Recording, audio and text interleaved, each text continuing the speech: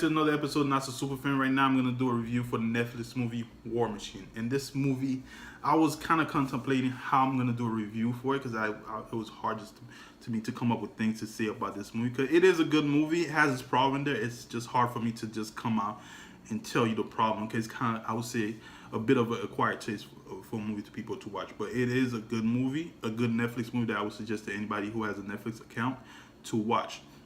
And the way when this movie started off, from Brad Pitt walking in as General McMahon, just the way he walks in, his face expression, how he walks, and how he talks, you could see that he just put a lot into this character. And just from that, just that part alone, had me interested into the movie to see what more was going to happen. Then you have the narrator of the movie who was basically giving you a bit of a history on every character that was basically closely involved with Brad Pitt's character, and that alone made it better for me for the movie because once you go further along in the movie, you don't get that much background on some of the characters. Some of the characters just come along, and one of the characters that stand out to me the most in this movie was Anthony Michael Hall character. He plays Greg Pulver.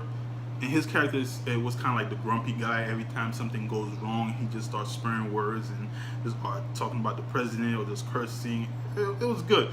Even the little bit of scene he had was good, and he stand out to me. Of course, Ben Kingsley in this movie, he plays President Karzai.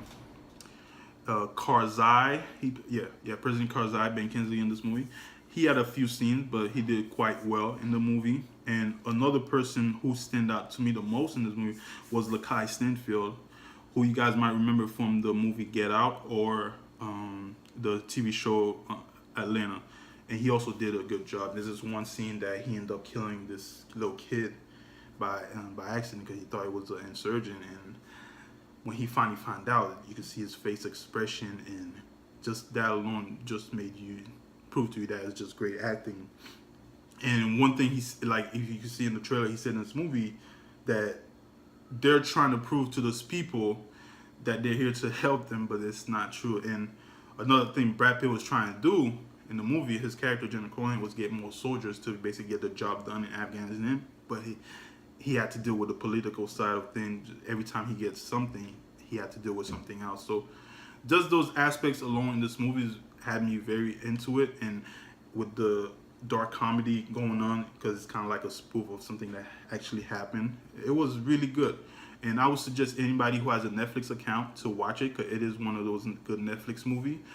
My rating for this movie, I would give it a 75 out of 100 because it is good, but it has a little problem there and then, a little bit of slow burn, but it's still watchable.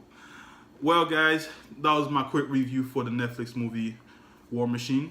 Don't forget to like and subscribe to the channel, and I will be seeing y'all soon with more reviews and reactions.